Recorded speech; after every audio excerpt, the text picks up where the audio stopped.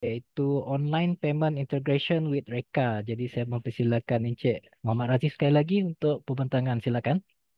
Okay, so online payment integration. So dalam kebanyakan sistem sekarang ni, sebab kita nak buat fully digital. Sebenarnya kalau kita buat sistem, kita akan buat sistem yang digital. Tapi bila masuk buat payment tu, kita minta dia upload receipt lah kan. Ataupun kita minta dia bayar dekat kaunter. Dia macam tak seamless. So sekarang ni kita nak buat dia seamless. Selalu sekarang ni kita boleh menggunakan online payment lah. Okay. Macam dekat Iman, memang kita ada payment gateway kita sendiri. So kita memang, memang tahulah macam mana nak integrate dengan itu. Tapi actually dalam mereka ni dia untuk integrate dengan online payment, kita selalunya kita akan menggunakan Lambda. Memang kita kena wajib menggunakan Lambda lah untuk integrate dengan online payment. Okay. So apa dalam sesi ni saya cuma akan tunjukkan tiga, tapi actually dia dia apa-apa payment gateway pun actually kita boleh boleh integrate lah. Dia tak susah. Dia dia selalu dalam mana-mana payment gateway ni dia akan tunjukkan dia punya endpoint, dia punya apa apa dia punya parameter yang dia nak receive dan apa dia akan return. Okay, daripada situ kita actually boleh boleh ni lah, boleh create lambda daripada situ. Okay, and then lakukan apa yang perlu lah. Okay. So dekat sini kita akan try integrate dengan tiga payment gateway. Satu Toipe, and then I'm well aware ada beberapa news yang kurang enak berkaitan Toipe last few months. Okay. So tapi kita ada boleh juga integrate dengan Bill Please, salah satu option yang apa no, yang famous juga Bill Please, ataupun dengan Senang Pay, antara yang termurah jugalah sekarang ni untuk payment gateway. So Senang Pay. So kita akan integrate dengan tiga ni. So tiga ni antara yang top lah, antara yang famous. Antara selalunya antara freelancer memang dia tiga ni lah yang famous. Okay. So integration dengan Toipe. So Toipe, so dia ada beberapa step lah untuk buat integration ni. So first kali kita kena create account. Okay, dalam tujuan saya memilih tiga ini juga actually sebab tiga ini dia ada sandbox. So mana-mana yang tidak ada sandbox saya akan ignore lah. So saya nak test, saya tak nak gunakan apa nama account benar, account betul lah, guna duit yang sebenar. Saya nak guna yang testing saja. So tiga-tiga ni dia memang ada sandbox dia. So macam Toipe, kalau nak akses ke sandbox dia, dia dekat dev.toipe.com. So kita boleh create account dekat situ. Okay, lepas tu kita create the collection ID. Lepas tu dalam dashboard Toipe tu, actually dia akan bagi user secret key lah dekat dashboard setting. So daripada secret key tu kita boleh letakkan dalam kita punya Lambda. Kita boleh create Lambda untuk create bill payment. Okay, payment okay, kita untuk create bill dia akan bagi bill code. So bila dia dah bagi bill code, daripada bill code tu actually kita boleh buka redirect user ke payment page. Payment page dia actually dekat dev.ip.com/billcode tu. Billcode tu actually dia dalam 5 character macam tu lah, unique character. Okay. Bila dah pergi ke billcode, actually user dia kena inilah, dia kena pilih bank semua tu kan, dia bayar. Lepas tu dekat dalam app kita juga kita kena create lambda untuk handle dia punya redirect tu. So it mean kalau daripada TOIP tadi dia akan pass parameter ke sistem kita, kita kena create lambda untuk handle benda tu. Dia kena baca parameter tu, dia kena update entry itu, and then dia kena redirect balik ke form. Contohnya lah kan. Okay. Yang tu integration dengan TOIP. So, example dekat sini. Okay, so first kali dekat sini saya dah buat dah satu form. Hmm, okay. So, form untuk product info lah. So, kalau dekat sini product info dia, saya dah defaultkan macam ni, amount dia apa semua. So, daripada product info ni bila dia save dia akan trigger ni lah, trigger kita punya lambda untuk Toipe ataupun Bill Please ataupun Senang Pay. So first kali saya nak tunjuk yang Toipe.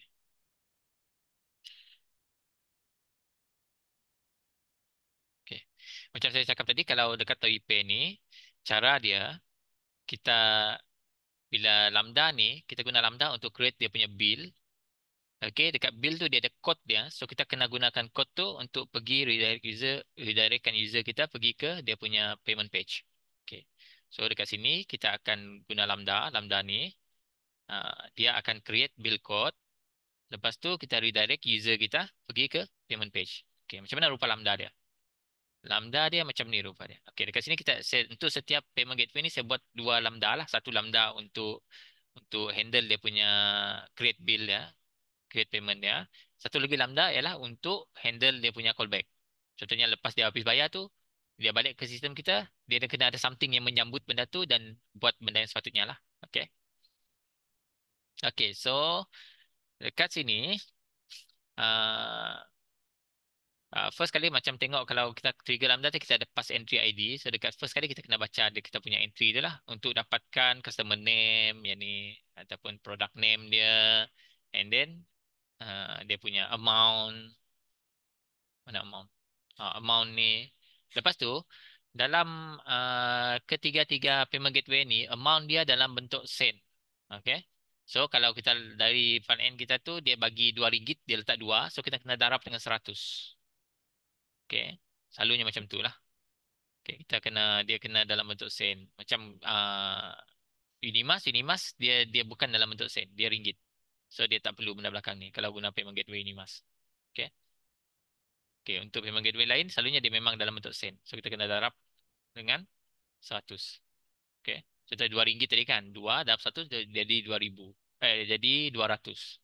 So 200 sen.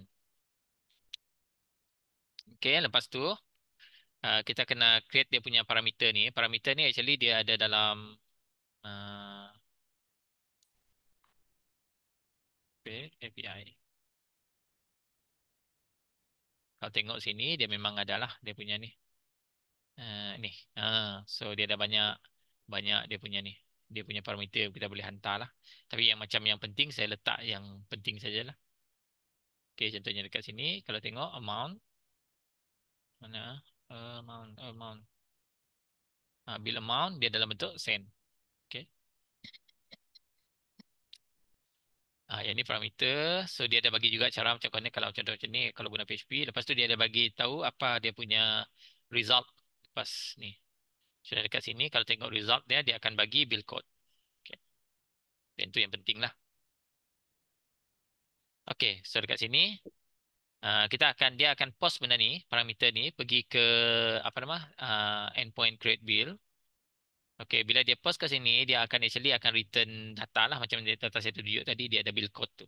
So kita kena ambil bill code tu, kita pass balik pergi ke kita akan outputkan bill code dia lah dalam bentuk JSON supaya dapat dibaca oleh form boleh tolong redirect user pergi ke page tu. Okay, so macam mana dia berfungsi? So kita run dekat sini. Bila user save, okay, so dia akan dapat bill code, lepas tu dia akan redirect user pergi ke payment page ni. So ini payment page untuk ni lah. So sekarang ni actually yang ni email salah seorang daripada trainer kita lah. Okay. Okay, so sekarang ni dia punya ni RM2. So payment method online banking. Personal banking. Dia select bank CIMB. I agree. So proceed to CIMB click. Lepas tu oleh kerana yang ni dia adalah sandbox, so kita boleh try lah untuk guna sukses ataupun fail tu, untuk test mana-mana condition. Nah, macam ni katakan kalau sukses dia jadi macam mana. So klik sukses. Apa yang berlaku, ia akan actually redirect pergi ke Lambda yang sini. Actually dia akan jap. Baik, saya buka. Sekejap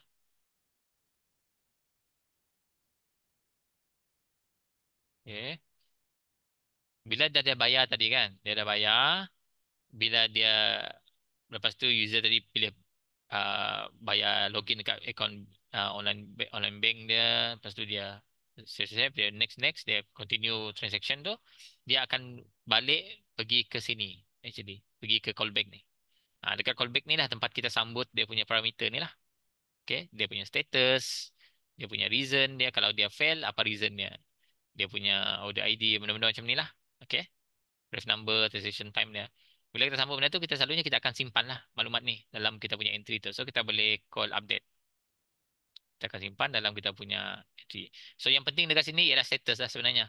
Sudah bayar ataupun belum bayar. So kita kena update balik dalam dalam kita punya ni lah. Kita punya apa nama? Uh, Entry. Okay. So bila dah update, okay, dekat sini saya tengok kalau dia berjaya, ini tak perlu sebenarnya. Sorry. Okay. Lepas dia update, dia akan redirect terus balik pergi ke form ini tadi. So direct sini pergi ke view lah. Okay, dekat sini dia sudah status dia sudah dibayar. So macam tu. Yang tu untuk TOEIC. Okay. TOEIC. So sekarang kita nak try menggunakan Bill Please.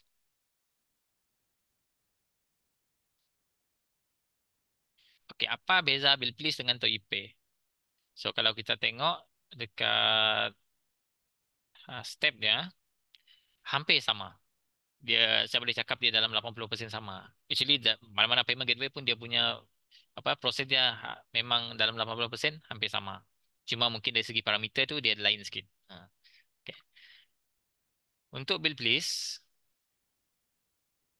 first kali kita kena create account dekat sandbox dia, Bill Please sandbox. Lepas tu kita juga kena create kita boleh create collection ID. Lepas tu kita dapatkan Bill Please secret key dekat account setting lah, dekat dia secret key dia dekat account setting. Okay. Lepas tu kita kena create Lambda untuk generate bill dia lah, generate bill. Lepas tu bila kita dah dapat bill tu, actually dia akan ada bill ID. Okay. So bill ID tu kita kena pass dekat dia ada payment page dia dekat sini. Bill please sandbox.com/bills. Kita pass bill ID dekat belakang tu. Lepas tu dia akan proses sama tadi jugalah. Dia akan uh, pergi ke dia punya online banking. Lepas tu dia login, dia bayar-bayar, continue transaction. Lepas tu dia akan balik. Kita kena create Lambda lah untuk handle dia punya redirect tu. Dia return dia tu.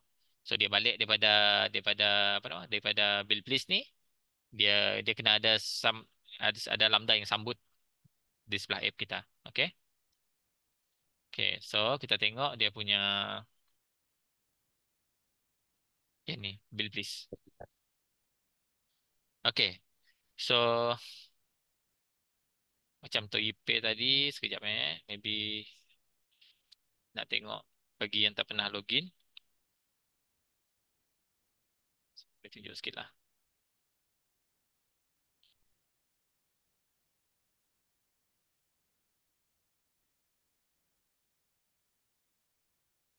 Eh,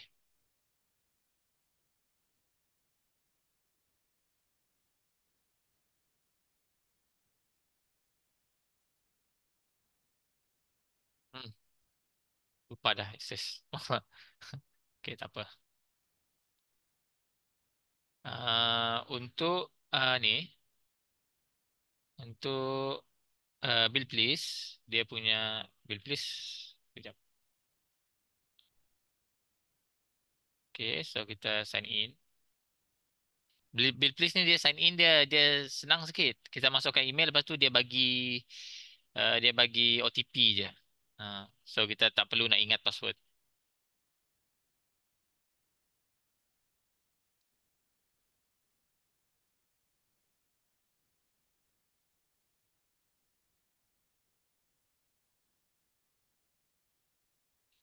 Contoh. Okay, so yang ni Bill Please. So macam saya cakap tadi, first kali kita kena create kita punya collection lah. Collection. So macam ni saya dah create satu collection. Saya ambil dia punya code ni. Actually dia ada endpoint juga untuk programmatically create dia punya collection, tapi macam leceh sikit kan. Okay, so kita boleh create manually collection dekat sini. Ambil dia punya ni. Lepas tu untuk dia punya ni, dia punya uh, secret key, kita boleh pergi dekat sini, dekat kita punya account setting. Bill Please ni dia ada bagi API key dekat sini. Okay, kita boleh reset, kita boleh juga copy ke sini. Okay, so endpoint yang kita akan guna ialah endpoint untuk create bills, which is dekat sini. And then dia punya secret key tu kita kena create dia support untuk ni dia support basic API key dia without password. So dia tak ada password. So dia punya ni ini ialah kita punya API key tadi. Okay, tanpa password. Okay. So dia kena dalam base 64 lah. So kita boleh gunakan util. So dekat sini binding dia kita gunakan util. Okay. So binding util kita gunakan apa nama untuk base 64. So dalam authorization header. Lepas tu dalam body dia kita boleh tengok juga dekat sini lah. Dia actually ada dia punya API.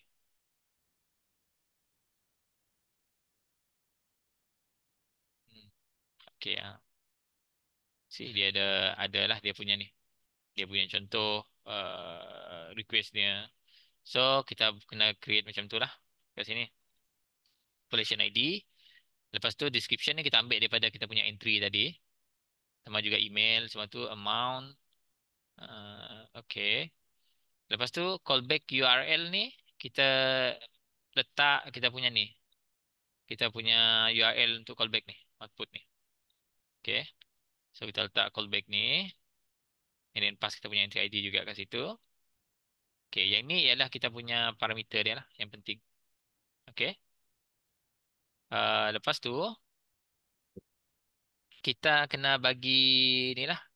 Kita kena update dia punya bill ID. Lepas tu kita kena pass bill ID ni sebagai apa nama? Sebagai JSON lah, sebagai output daripada Lambda ni lah.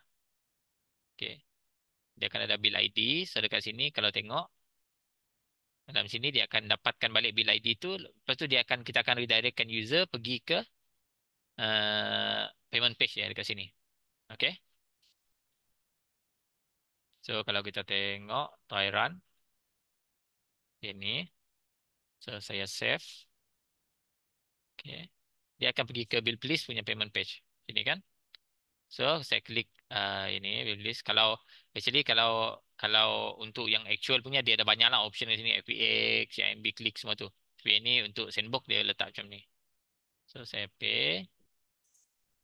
So macam tadi sama juga dia ada testing page-nya. Terus payment, sum, dia akan redirect balik pergi ke kita punya ni lah. Kita punya Lambda, callback Lambda. Okay. Dia akan redirect di sini. Ini kita kena dapatkanlah status dia, paid ataupun tak. Lepas dia update maklumat ni dalam kita punya entry, kita redirectkan user balik ke form dalam view. Macam ni. So ini sudah dibayar. Okay. Yang tu untuk bill please.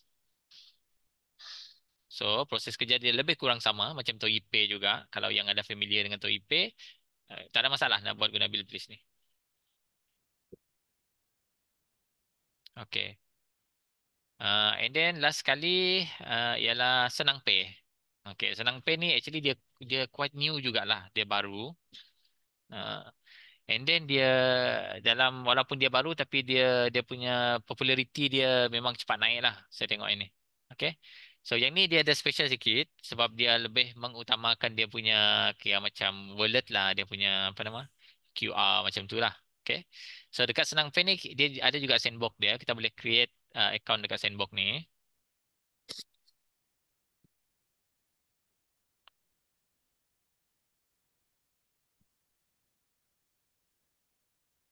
Okay, so macam ni lah dia. Okay. So dekat sandbox ni kita boleh create account macam sign up.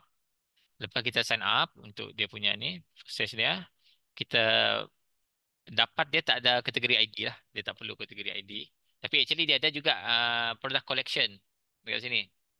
Kalau nak kita boleh create juga tapi macam ni dia oleh kerana dia tak perlu, saya tak perlu buat lah. Kita tak perlu nak buat benda tu.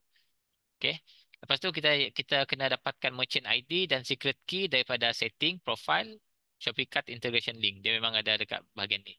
So, kita pergi ke setting, profile. Lepas tu dia ada dekat Shopping Cart integration. Dekat sini kita ada kita punya merchant ID dengan secret key. So, dua ni penting. Okay. Dua ni penting. So, kita kena copy lah benda ni. Masukkan dalam notepad ke apa kan dulu. Okay. Lepas kita dah dapatkan merchant ID dengan secret key tu, kita macam tadi jugalah kita kena create Lambda untuk create dia punya payment. Dan kedua kita kena create Lambda untuk handle dia punya callback. So dua tu. So dekat sini saya dah create juga saya punya Lambda. Mana tadi? Okay. Lambda untuk Senang Pay. Okay. So sama juga macam yang sebelum-sebelum ni saya dapatkan dia punya entry ID yang dipas dari front end. Saya baca entry tu. Saya dapatkan data entry tu. Lepas tu saya extract lah di sini. Dia punya custom, dia punya name dia, ya, port number contohnya kan, dia punya amount tu sama juga macam dua atas tu, dia amount dia dalam bentuk sen. So kena darab dengan 100. Okey, lepas tu untuk yang ni saya tunjuk yang guna boost lah. Boost. Lepas tu dia punya masalahnya sebab kalau sandbox dalam Senang Pay ni, yang FPX tu dia tak enable kan. Kemungkinan dia malas nak update dia punya certificate kot untuk sandbox. So dia dia untuk sandbox ni dia gunakan boost lah. Dia enablekan boost. Okay, so kita tengok. Actually dia ada dia punya API. Sekejap.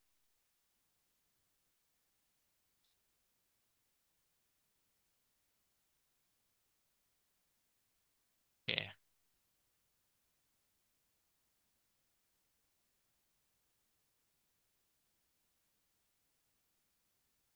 mana dia? Uh,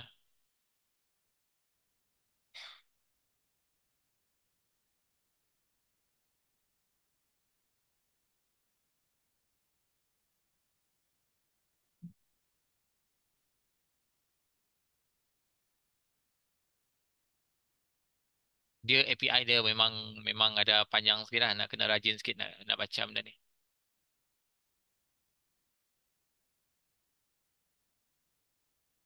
Sekejap. Ini. Okay.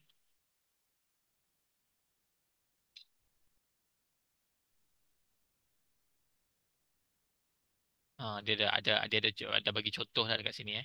Okay. Mana dia tadi? Okay. So dekat sini saya akan menggunakan yang ni lah, boost jugalah. So basically dalam mana-mana payment gateway ni dia punya parameter tu lebih kurang sama lah. Dia kena ada name, kena ada email, kena ada amount, kena ada description dia, product name dia. Lepas tu dia punya payment channel. Macam dekat sini saya guna boost, dia tak perlu yang tu lah channel tu. So saya letak boost. Dia ada beberapa option lain juga selain pada boost. Okay, lepas tu macam sama juga macam yang Bilqis tadi, dia ada endpoint untuk ni, kita pass. Dia guna basic, base 64 guna merchant ID. Okay, dia guna merchant ID. Okay, macam yang ni tadi saya ada merchant ID yang mana tadi? Yang ni. Okay. Lepas tu kita letak FPX code. Yang ni tak perlu, so kita tak guna ya. FPX customer name semua ni. Cuma satu lagi, satu tambahan lah dekat apa nama dalam Senang Pay ni dia ada hashing. So hashing ni adalah untuk memastikan dia punya data tu tak tempered time dia apa nama? Time dia hantar data ni pergi ke Senang Pay tu, dia tak ada orang in the middle yang tempered dia punya data. So kita kena create hash dekat kita sini. Macam hash ni, macam kalau tengok dekat Senang Pay, hash ni saya menggunakan SHA-256 lah. Boleh juga guna MD5. Tapi dia recommend guna SHA-256. SHA. So saya guna SHA-256. So dia punya format untuk hash dia ialah, dia ada dalam documentation pun dia ada bagi tahu juga ni. So dia ada secret key dia, kena masuk customer name, customer email, customer phone, order ID, amount, detail, payment method, semua dia masuk dalam ni lah. Lepas tu dia akan hashkan kepada SHA-256 lah. Yang ni kita hantar balik. So dekat Senang Pay nanti dia akan compare based on data yang dia dapat tu. Dia akan generate hash juga. Dia akan compare. Hash ni sama tak dengan hash yang kita hantar. Macam tu. Okay. Lepas tu bila kita post dia, actually dia akan bagi respons lah. Okay. Berbeza sedikit dengan Billplease dan Toipe. Billplease dan Toipe dia akan bagi balik bill ID ataupun bill code kan. Dekat sini tak. Dalam Senang Pay dia akan bagi URL terus. So dia akan terus bagi URL untuk payment. So kita just simply apa nama? Pass balik lah URL ni pergi ke form. Form akan directly pergi ke URL tu. Okay, so macam ni. Dia satu lagi yang berbeza. Macam kalau tahu IP, kalau perasan, kita specify kita punya return URL ataupun callback URL dekat sini kan.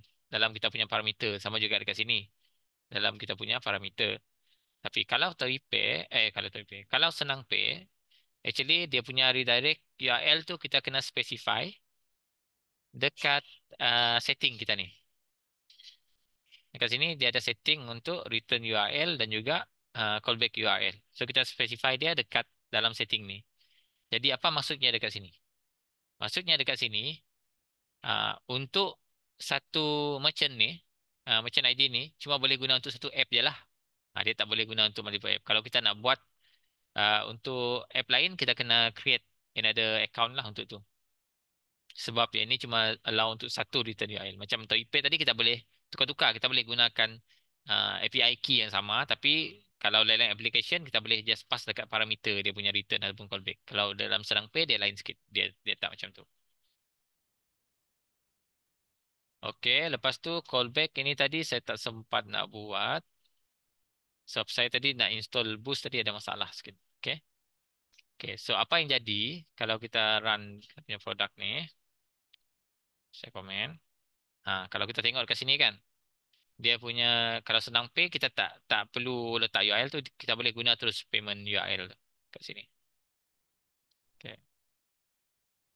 Kalau kita run and then kita save, sepatutnya dia akan redirect pergi ke senang pay punya ni, punya boost ni lah. So siapa-siapa yang ada boost boleh scan kah? Dia siapkan bayar lah. So, dapat scan kah?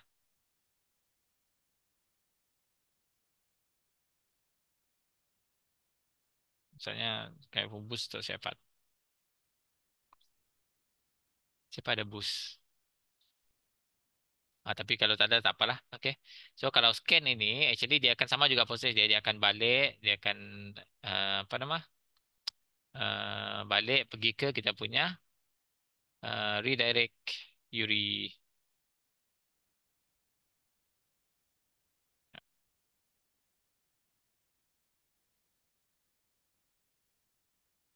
Kita punya redirect URI akan dihandle kat sini lah. Tapi ini saya tak belum buat apa-apa lagi sebab tu sempat tadi.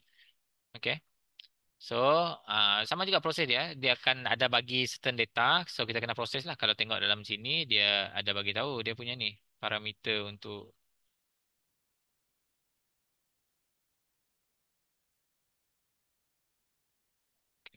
yes dekat sini. So dia akan bagi sama juga macam tadi lah. Dia ada order status dia, dia ada order ID dia ada message dia, lebih kurang sama. Hampir sama. Okay. So daripada status ID tu, macam ni kalau kat sini, one successful, zero fail. So sama juga dengan yang ni lah. Dia ada one untuk successful, zero untuk fail. Yang ni sama juga, callback dia one successful, zero fail. So boleh buat benda yang sama juga lah dekat sini. Lepas tu kita boleh redirectkan user pergi ke form balik. So macam tu. So, settle untuk payment gateway integration dengan payment, online payment.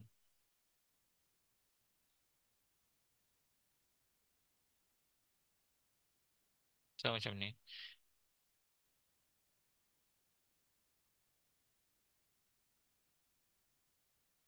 So, rasanya yang tu saja saya punya ni, saya punya presentation untuk pagi ni. So, ada apa-apa soalan?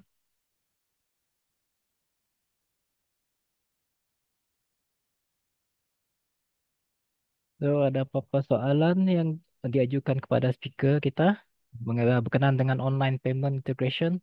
Kalau ada, boleh buka mic ataupun melalui chat box kita.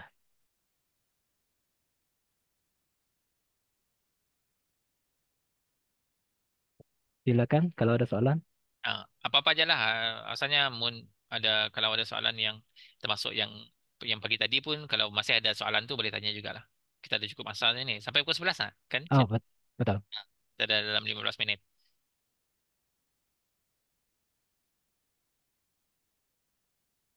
Payment gateway kalau ada apa nama? Hmm, ada yang dah try integrate dengan payment gateway lain ke selain pada yang ini pun kalau nak share boleh jugalah.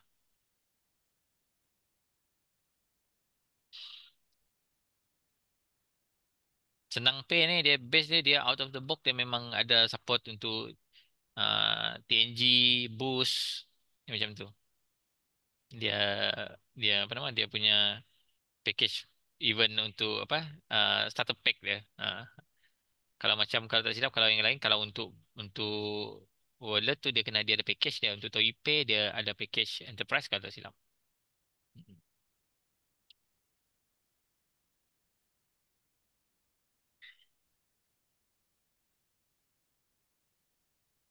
Okay, ada apa soalan? Kalau tak ada, take five. Oke, kalau tak ada soalan, kita mungkin ambil rehat 15 menit. So, sesi Okay. seterusnya kita akan bermula pada jam 11. Sesi Oke. seterusnya sesi apa eh?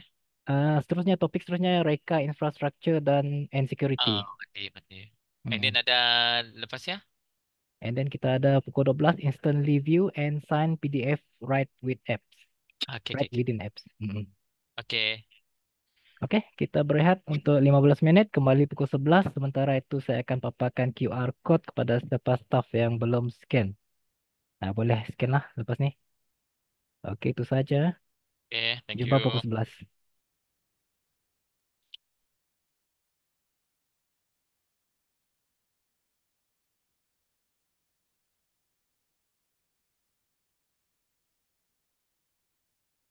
Sakit telinga aku.